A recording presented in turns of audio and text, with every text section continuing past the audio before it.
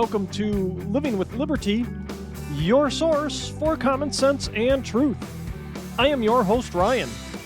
Today we are talking about the grotesque politicization of the Uvalde tragedy, looming power shortages, shrinkflation hitting restaurants, and we'll finish up with a story on how money is now being thrown back into law enforcement. Next on Living with Liberty.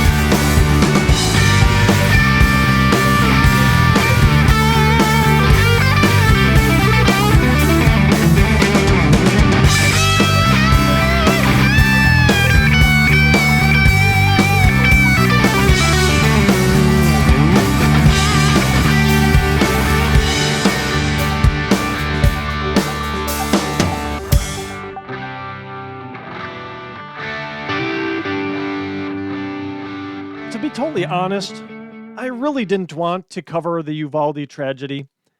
At least not yet, anyway. I wanted to let the story breathe.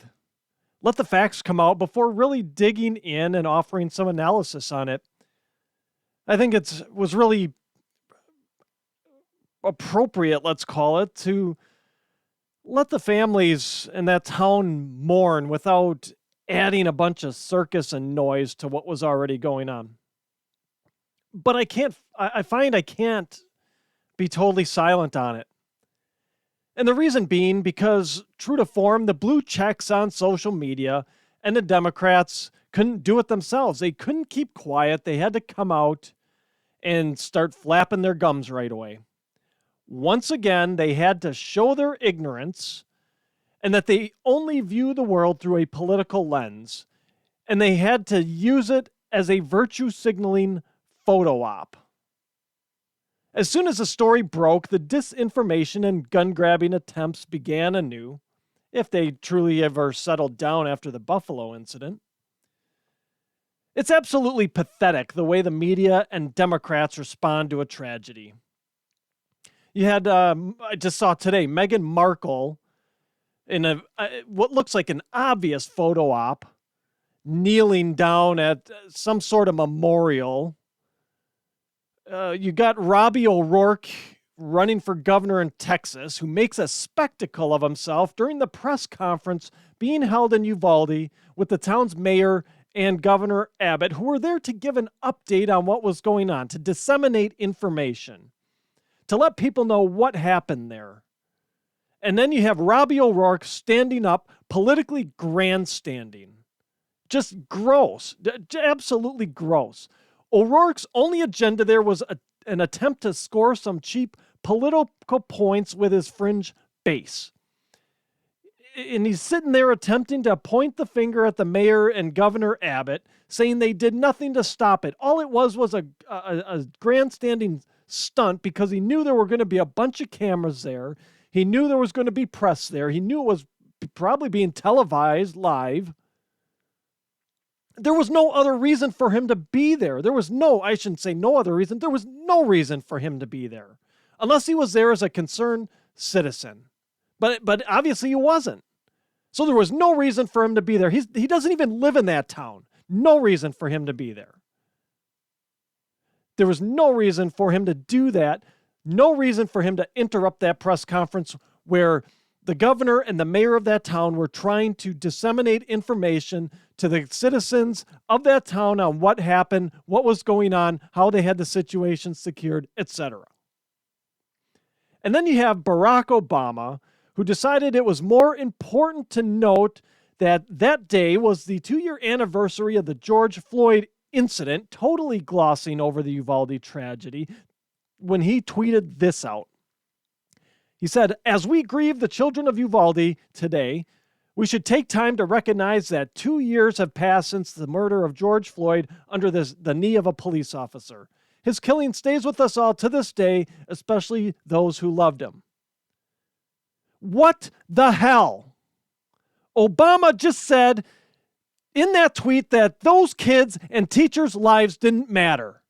That those kids and teachers' lives were not as important as that of a career criminal who should bow down and genuflect before. Absolutely disgusting.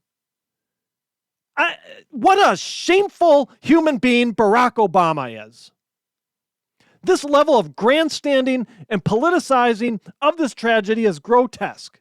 We have two teachers dead, we have 19 kids dead, and all these clowns can think about is how they can spin it for their political career, how they can turn it into a photo op to virtue signal, or how we should be thinking about a career criminal that died 2 years ago. And that's where our focus should be. Pathetic. Here's the bottom line. There's two factors at play here. One, and we need to understand this, that there is no political answers. I'll say it again, no political answers to preventing this situation from happening in the future. No amount of a legislation is going to prevent this from happening. It doesn't matter what you do. Why? Because one, criminals don't follow the law, for one. Two, it's not a law issue, it's a heart issue. It's a mental health issue. It's a what are we doing to our kids, our teens, our men, our women issue. Mostly men, mostly boys, young kids in their 20s that this is happening with. Until we recognize that the government does not have the answer to these situations, they will happen again. It doesn't matter what law you put in place, people will ignore it if they want to commit a crime. If they want to do this, they will will figure out how to do it. Doesn't matter what law you put in place. And that's the fallacy of thinking we have here, is that we can legislate this away. It cannot be legislated away. We have to get at the heart of people. We have to understand what's going on. If they're displaying mental health issues, then we have to help them somehow. Laws do not address the root cause here. What do laws do? What does legislation do? What does all this grandstanding these garbage human beings are doing accomplish? Laws do not address the root cause. They only give politicians something to point to when they're on the campaign trail as an accomplishment. Oh, after the Uvalde shooting, I did blah, blah, blah. After this, I did blah, blah, blah. And it didn't solve the problem. We got to be smart enough to realize when they say that it didn't solve the problem. The true root cause in these situations lies with the individual. What's going on with them? What is their heart? What is their background? What is their mental state? The true root cause lies with how we as a society treat people exhibiting signs of mental illness, who are exhibiting signs of just not being right, that something's off, they're depressed, whatever. The root cause lies with how are we addressing that issue? How are we addressing the heart issues if it's not a mental illness issue? Until we as a people acknowledge these types of issues, until we acknowledge that the root cause isn't that there's enough legislation, isn't a law issue, that it's a heart issue, these events will keep happening. End of story. They will. It's proven throughout the course of history. Second, the second thing this proves here, the response from the Democrats shows what a bunch of political vultures they are, and that they have no ideas, that they can't admit that their policies are crap and haven't prevented a damn thing. They have two choices when this stuff happens. We're down to two choices here. And that's it. One, they can grandstand and do the divide and deflect like they've been doing. The other choice is that they admit that their progressive ideas has been a failure, which we know they won't do. So grandstand and cause division is what they will do. That will continue to be their mode of operation. Division and deflection keeps people occupied and not focused on the lack of ideas that they have. Keeps the people focused on the fact that their laws, that their ideas haven't yielded any solutions. That these things keep happening over and over, even though we've put laws in place. Admitting progressivism is a failure would be an admittance that pushing God out of the picture, that absolving everyone of any sort of accountability for their actions, no matter what they were, big or small, was the wrong move. And that has had a hand in creating our declining society. And what we also know is that politicians are never going to admit that they were wrong.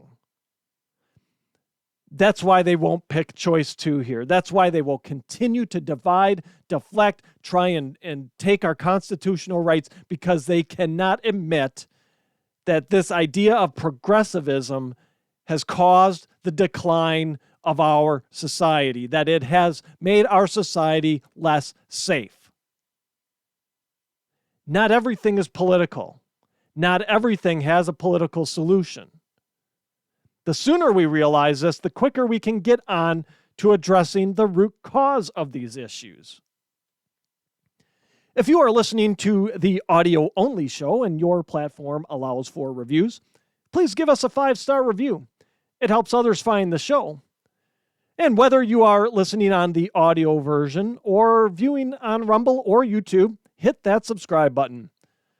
The more subscriptions we have, the more the show gets into the recommendations made by the algorithms, and the more we are able to spread the truth. All right.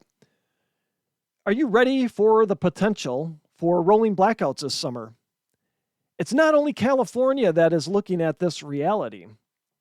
According to a Bloomberg report, a vast swath of North America from the Great Lakes to the West Coast is at risk of blackouts this summer as heat, drought, shuttered power plants, and supply chain woes strain the electric grid. Power supplies in much of the U.S. and part of Canada will be stretched, with demand growing again after 2 years of pandemic disruptions, according to an annual report. It's among the most dire assessments yet from the North American Electric Reliability Corporation, a regulatory body that oversees grid stability. Of course, climate change is also being pointed to as a culprit. This also from the Bloomberg piece. Climate change is partly to blame. A historic drought is covering the western U.S., limiting supplies of hydroelectric power and forecasts that call for a hotter than average summer. But the fight against global warming poses its own risks as older coal-fired plants close faster than wind farms, solar facilities, and batteries can replace them. All right. Yes, the climate changes all the time. You're not going to get an argument from anybody that is being intellectually honest that climate doesn't change, because it does change. We are just, I think, wrong in our thinking that we have as much impact on it as we do. It depends what we do. You go back to my last show where I was talking about how actually the cleaner air is removing the particulate from the atmosphere, which is allowing more sun rays to hit the ocean, warming the ocean. So yeah, we in that respect we can have an impact. And if we weren't cleaning that up, maybe we wouldn't have as much global warming. Maybe we would. You look at throughout history and you look at things scientifically, we're one supervolcano eruption away from an ice age. And the amount of particulate and ash and everything else that would spew into the atmosphere. So yes, climate changes all the time. It ebbs and flows. Areas go through droughts all the time. And they go through times of plentiful rainfall. There's times of above average temperatures and times of below average temperatures. seasonally, year to year. Sometimes it takes multiple years for the cycle to change. But then again, that's why we have average temperatures. That's, again, the fallacy sometimes. You look at, well, the average temperature says it's 80 and it's been 102 for the last, 3 months. Okay, that happens, right? Or, hey, it was 102 last week and 60 this week, and now there's your average temperature of 80, 82, whatever I said. That's Wisconsin weather for you, honestly. This stuff happens all the time with the climate. Do we have an impact? Sure, we have an impact. You know where I think the impact is mostly had? It's on the air quality. Like I said, I pointed to the NOAA study I went over in my last show, where it's not good to have all that particulate in the air and us breathing it, but also it seemed to serve a purpose of reflecting some of the sun's rays back out into back out into space, where it's not warming the ocean, causing more hurricanes. Am I for getting particulate out of the air? Yeah, absolutely. Who wants to breathe dirty air? At the same time, should we be treating this climate change as a religion and swinging so far to that fringe where that's all we talk about and we don't do things sensibly? No, absolutely not. You have to balance it. And that's where we lose this stuff, because balanced approaches aren't what get headlines. It's the fringe crap is what gets the headlines. Now, the key part of this statement here from that I read from the Bloomberg piece is that older coal plants close faster than they can be replaced by the alternative sources. So the question I have is, why isn't anyone looking in how this can be better balanced? Why are we not asking that question? Okay, we foresee an issue with the power grid here and having to go through rolling blackouts. Oh, and it's being caused by we're closing coal plants faster than what we're replacing them. So why isn't anybody asking the question, how do we balance that? Why are coal plants being taken offline without adequate replacement power generation in place to meet that demand that coal plant is servicing? It blows my mind. And it's stories like this, and then we're starting to wonder, well, how come we have issues? I don't. Sometimes I can't with this stuff. Can we think? How about this? How about we have classes? It should be a requirement in classes at every level of schooling on how to develop critical thinking skills, so we're not wondering, oh, we're closing a coal plant and now we're having to do rolling blackouts because we don't have enough power generation because we closed the plant and while we didn't build the replacements soon enough. Oh my gosh. Why?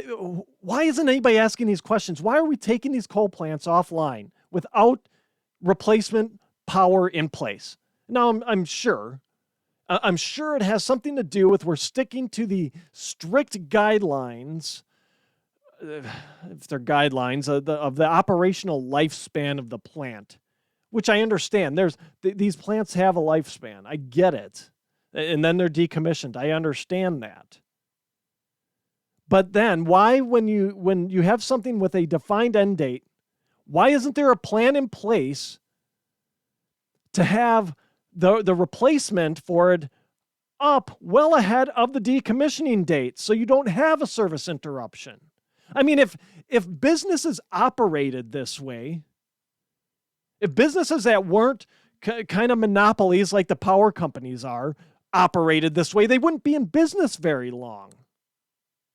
Oh, well, my plant, you think about a manufacturing plant, it might have a lifespan, and then a company might go and expand it. Well, I know I have a drop dead end decommission date on my plant, but we'll get around to building the next one when we can.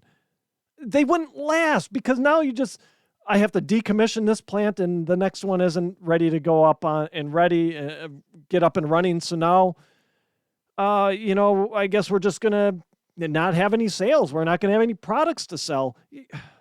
They're just stupid. What if can we think about this stuff before we do it? I mean, I like I said, I get it. These plants have a decommission date. They have a set lifespan. Um, why are we all of a sudden, and we have been for years, and some of that's just the unreliability of switching over to these alternative sources. I mean, that's part of it. But if you've got something with a, something with a drop dead end of life date on it, why aren't you executing that plan to replace it well ahead of that decommission date? Why is it being run right up to the last minute? Now let's say this. Let's say I know that the lifespan of a coal plant is 50 years. Let's just say that as an example. So I know I need to work back from there on when I need to start planning and constructing its replacement, whatever that may be. It might be another plant, might be a nuclear plant, gas plant, wind farm, whatever. I know I got to do something. And whatever that selection is, I know how long it takes to build that. So why don't you work back and say, okay, if I'm going to decommission, I want to give myself a year to decommission this plant and maybe run these plants in parallel so I can work all the bugs out. Why wouldn't you do that? It's really a simple thing when you have a set expiration date. I know 50 years from now, this plant is going to have to be decommissioned. I know it takes me 4 years to build a wind farm, let's say, that would replace that power generation. So maybe around year 45 of the operation of that plant, I'm going to start building my wind farm. It'll take me the 4 years, and I'll have a year where I can run it in parallel and bring down the coal plant and fully transition over the wind farm. It's not hard. It is not hard at all. Now, of course, you have the supply chain issues sprinkled in there as a reason as well. Fine. Okay. But then shuffle the decommission dates around until you can get the materials in for the solar and wind farms that are being built as replacements. We have simple solutions here to these problems. Like that decommission date isn't necessarily the hardest date in the world. We're just choosing to make it a hard date in the world because the climate alarmists are beating down everybody's doors to get rid of coal and gas and nuclear and go to making our aesthetic environment ugly with these wind farms and solar panels. There's simple solutions here. Okay, well, we got supply chain issues, so we're going to have to keep this coal plant running a little longer. All right, do it. I mean, what the choice is, do that or turn the lights out. I mean, so let's try and use these simple solutions and try and keep the lights on. All right. So the cancelers have gotten out their dredging machines and found their next victim, New York Yankees pitcher Nestor Cortez. Apparently, there was a dozen or so tweets out there from 10 years ago on his Twitter account that Cortez had dropped the N-bomb in. He was 17 or 18 at the time. Cortez closed his Twitter account and apologized, saying he didn't realize they were still there. Good, I applaud him for that. I'll drop the story in the description box. He talks about how he wants to be a role model for kids, and that wasn't being it, even though it was from 10 years ago. Great. Guy took ownership and accountability for his actions, closed his Twitter, wants to do right and be a role model. Great. I applaud him for that. Now, also according to that story, I'll link in the article, it said this. It said he didn't appear to be using it in a derogatory way at anyone and said he forgot they were out there. Fine, right? Derogatory or not, it's definitely a word that shouldn't be getting thrown out there. It's not a word that should be used in our lexicon at all. I also think that since this is from 10 years ago and has no relevance to today, it shouldn't be made a big deal of. Someone should have just said, hey, Nestor, you got these tweets out there. You might want to go and clean your Twitter up. It's easy to do. Again, a simple solution. Now, it would be one thing if through the last 10 years, Cortez's feed was littered with tweets containing N-bombs and maybe having them pointed at somebody. But the tweets that surfaced were from 10 years ago. There weren't any containing that word since then. I mean, and then you think about this too. So we're dredging this up about some tweets from a baseball player who tweeted something out there when he was 17 or 18. But we don't call out or say anything about the vitriol and the violent rhetoric that gets posted on Twitter and other social media sites daily especially by blue checks. I mean, it's by normal people too, right? But especially by the blue checks that just totally gets glossed over. No one seems to want to hold anybody accountable for those tweets. But nope, let's go back 10 years and dredge up some old tweets that dropped N-bombs that someone posted as a teen. You know what? Just a simple solution. Just clean them up, move on with life. It's a non-story. We either have free speech or we don't. Whether you agree with the language, whether you think it should be used or not, we either have free speech or we don't. We either acknowledge that people can change over the course of 10 years or we don't. Simple as that. And it's clear. It's clear as day that Nestor Cortez changed over the course of 10 years. He changed his language. He was a teen when he posted that. He's a 27-year-old, fairly successful Major League Baseball pitcher now. Just drop it. Why do we have to keep doing this? Why? It's another one of those things. Just incredibly stupid. All right. Gosh, it's just this whole show today. It's got me edgy and kind of upset. Just the stupidity. Anyway. All right. Have you noticed that you have been getting less food lately as you've gone out to your favorite restaurants? That's because shrinkflation is hitting restaurants. Costs to eat out have risen 7.2% in the last 12 months. So, hey, we're doing better than the overall rate of inflation there with restaurants. You know, we're somewhere around, 8.5 to almost 9. Restaurants are in at 7.2. I mean, that's a bargain, right?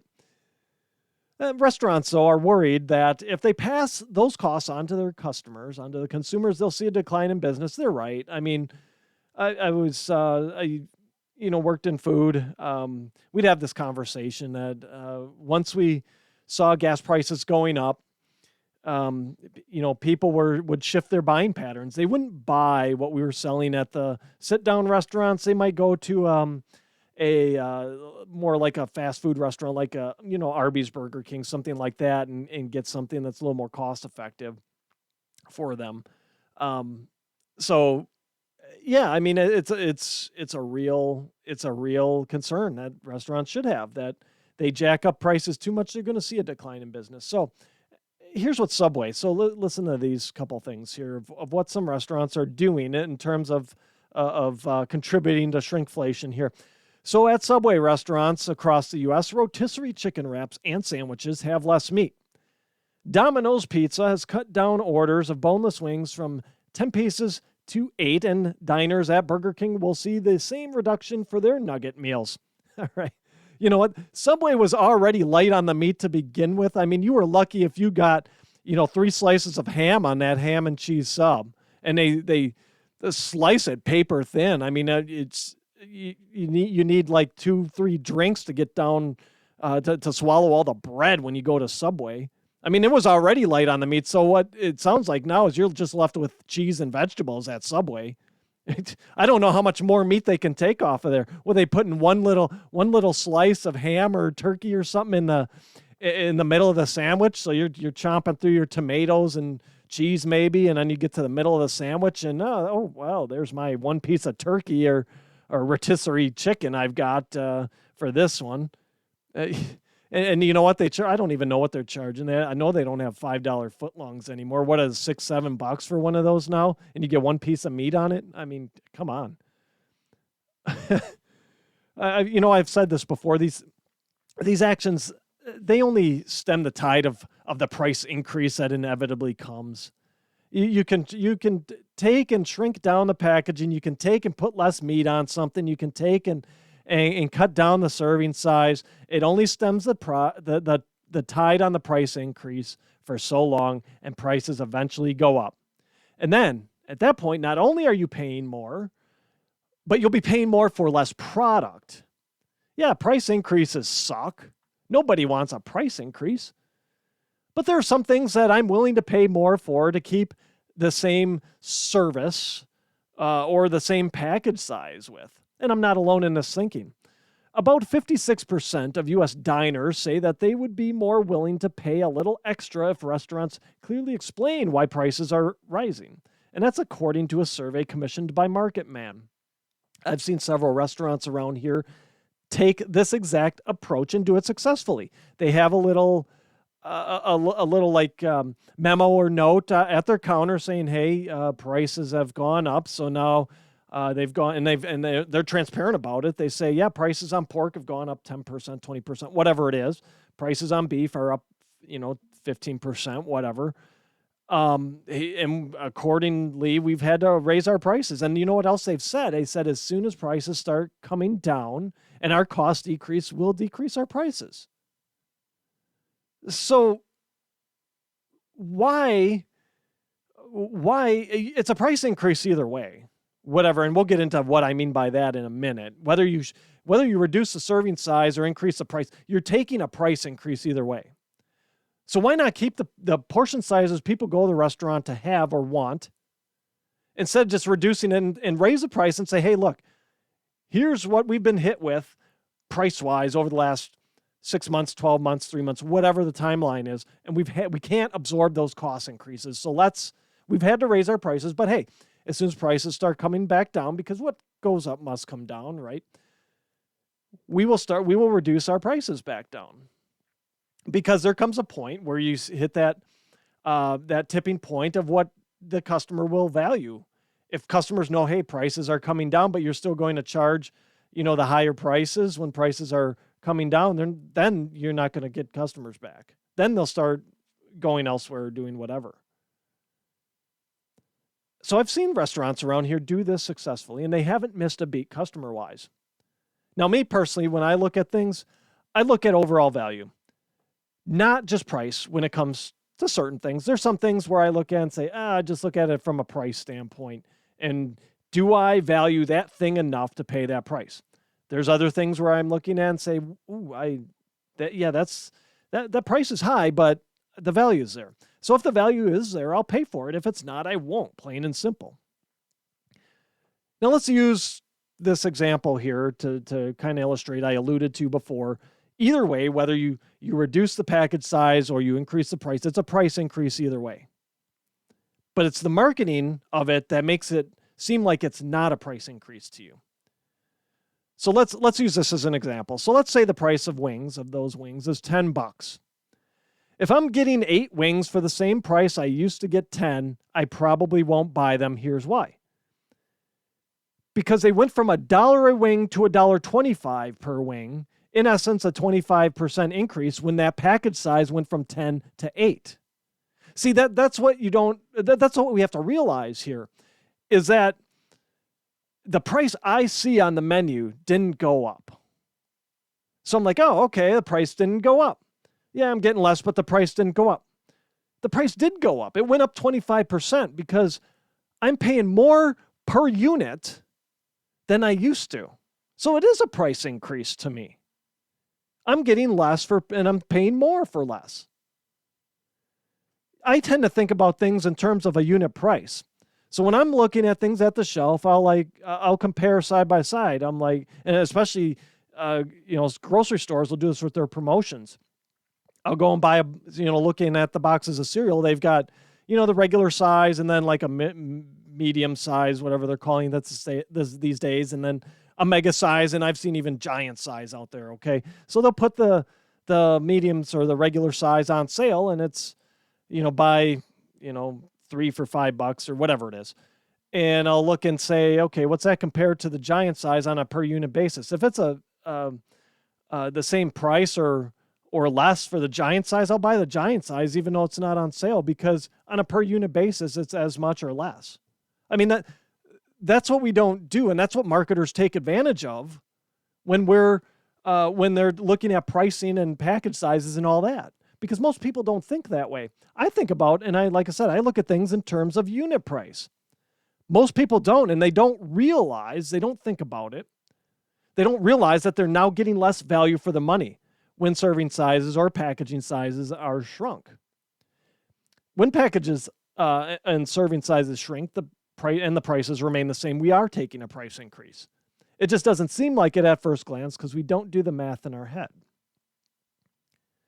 Are you looking for some new gear to show off your patriot pride?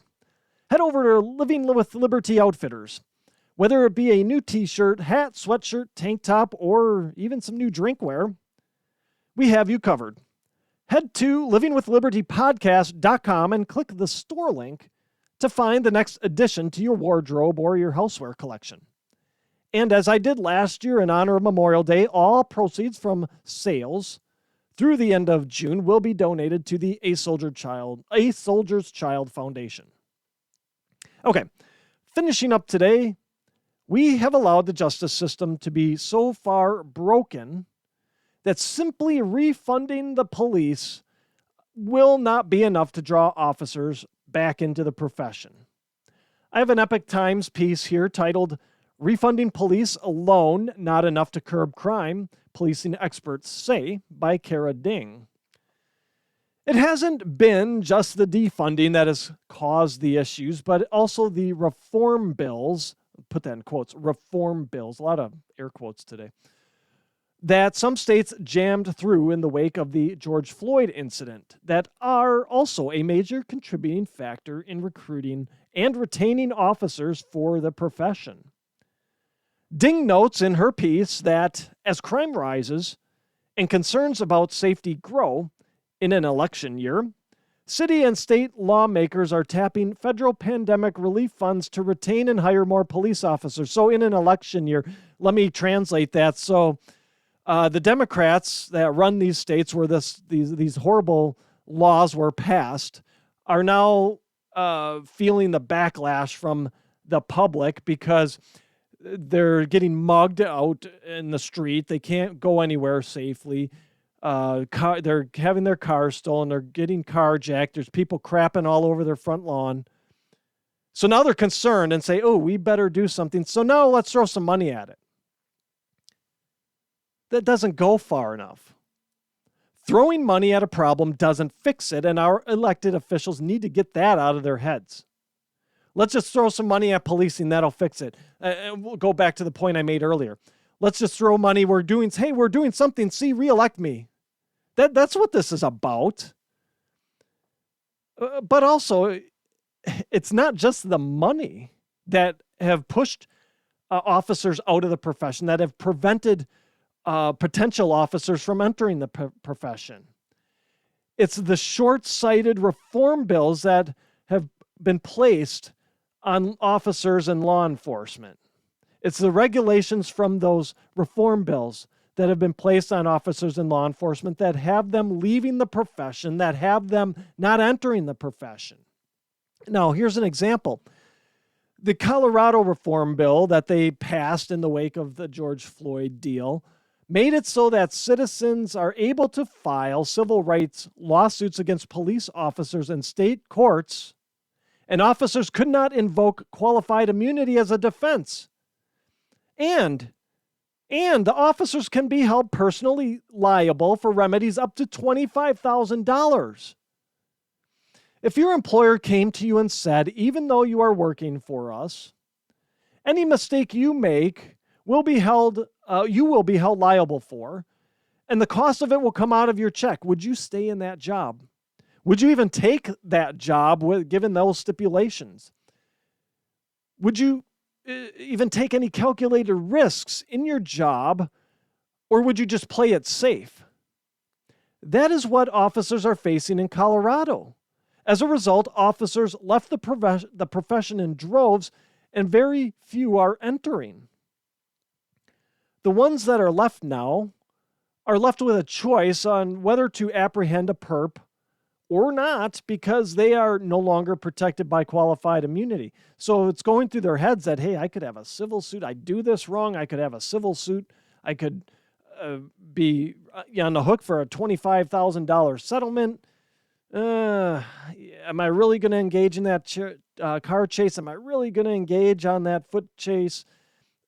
Yeah, am I going to work? Am I going to draw my taser gun and get into a potential situation where I have to use force? I mean, these are all thoughts going through their head now. And criminals know this, and they're using it to their advantage. Don't think for one second that officers aren't paralyzed by this threat of having a suit filed against them, and that the potential of being held liable for up to $25,000 in damages isn't influencing their decisions they make on the job. That is impactful to one's family. The risk now becomes less about the safety of one's community, of putting myself, and I'm an officer, and the risk is less. I'm thinking less about the risk of the line, being in the line of duty and protecting my community and what it takes to do that. And it becomes more about what's the risk to my family if I do one little thing wrong at this point. Now let's put some numbers around this just to show the impact of the law and what this has done to the Colorado police force. Now in 2021, more than 2,400 officers quit, and just 1,700 policing jobs were filled in Colorado, according to data obtained by CPR News from Colorado Peace Officers Standards and Training Board. So Colorado's had a net loss in their communities of 700 officers in 2021. That's leaving citizens exposed to longer wait times for a response. That leaves streets less safe because there aren't as many officers on patrol deterring criminals. Deterrence is a big part of public safety. Are you going to do something out in the open if the threat of getting caught is there? Probably not. I mean, but now it's, even though we have cameras and everything all over the place, people are so brazen and bold now because there's no law enforcement there. This net loss of officers in Colorado leaves streets less safe because there aren't as many patrols going on. This is what happens. These are the kinds of things that happen when emotions and the media drive policy. We end up with short-sighted reforms that leave people less safe, that erode our freedoms and liberty. And you know what? Even if laws are adjusted immediately, it's going to take years to build police forces back up. It's going to take years to hire, train new recruits, get them out on the streets, out in law enforcement, protecting our communities. People won't easily forget the disrespect and the vitriol hurled at officers over the last 2 years, 3 years, 5 years, whatever it's been. Many who would have considered law enforcement as a career will have gone down different paths at this point. They will be established in their careers by the time this money is being thrown at these departments to hire more recruits from the academy. There won't be any recruits to hire because those people said, I'm not going into law enforcement. That's the disrespect. I can't handle that. I can't do my job. I could be hit with a civil suit that hamstrings me financially for years. I'm not taking that risk. So just throwing money isn't going to solve the problem at this point. It never solves a problem just throwing money at it. And now you have, like I said, you have officers that maybe, or they could have been potential officers that now have gone down different career paths, get established in those careers, and they're like, screw it, I'm fine here. I'm making a good wage. I'm living a good life. It takes years to recruit and train officers, and with the amount of officers who have left the profession and the amount who never will enter, we are facing years of being short officers who will be able to keep our streets safe. Laws need to change now, as does the rhetoric around law enforcement, as does the marketing of law enforcement as a career, so the job becomes more desirable once again, and we have our children, and so we and our children can have the safe communities we deserve. Friends, that's my show for today. Thank you for tuning in. Please check out my website, livingwithlibertypodcast.com. There you'll find links to my past shows, my original articles, as well as other resources to help arm you with knowledge in fighting off the prevailing narratives of the day. While on my website, shop my store, Living with Liberty Outfitters. Lastly, I'd be so grateful if you shared, subscribed, and left a positive review of the show, should your listening platform allow. Subscribing helps us move up the charts and helps more people find the truth.